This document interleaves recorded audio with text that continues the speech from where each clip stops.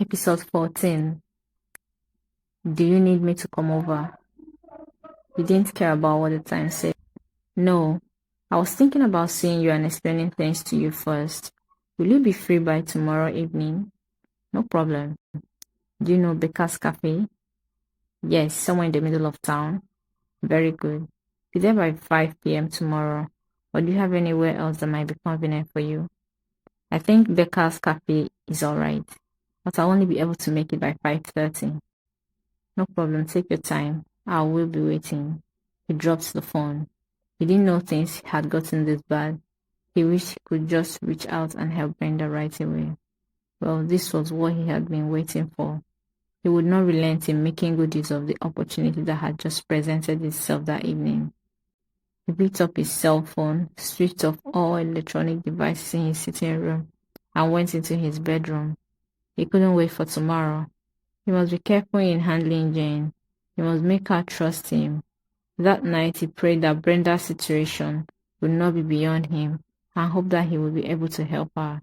He didn't know when sleep took over his consciousness. Brenda was reaching out for him in his dreams.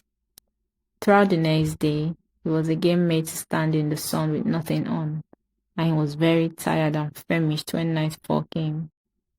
Hence, when he was pushed into Sean's cell afterwards, he could not even glance at his scared cellmate, let alone look for the hidden camera the guards had threatened to put in the cell the day before.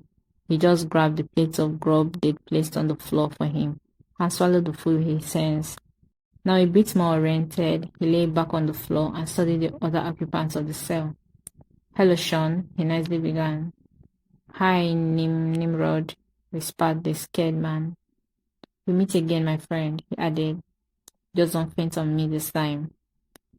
Sean was younger than Nimrod and had a girly air around him, a behavior he had never seen as a bad omen all these years, until now, that is.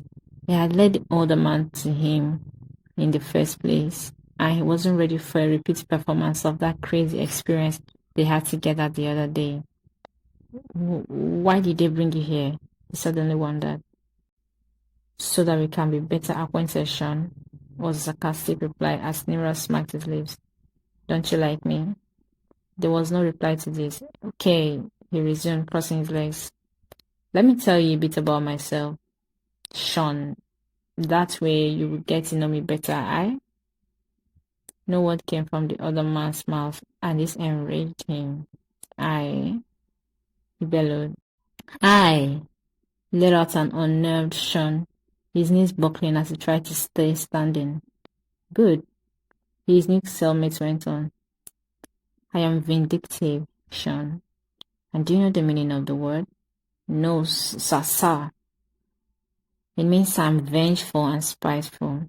Sean, it means I will get you before I leave this place for what you did to me. Sean.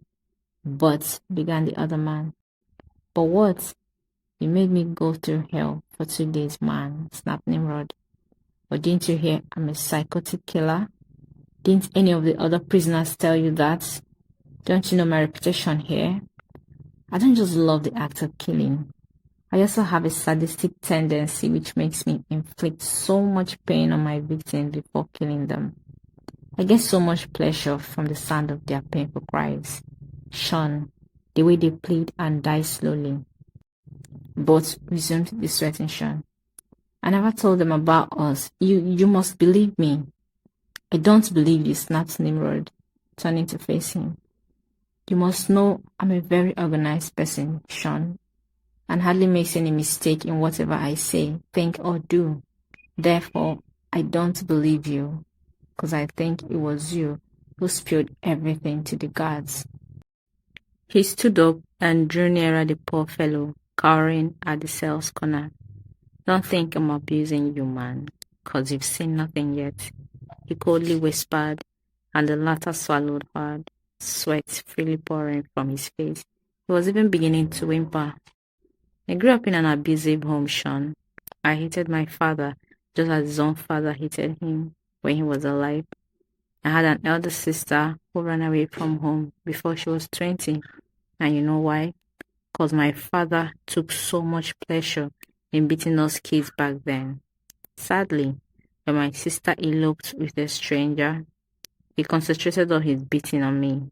Sean was now crying freely. Oh, please, he begged for his life.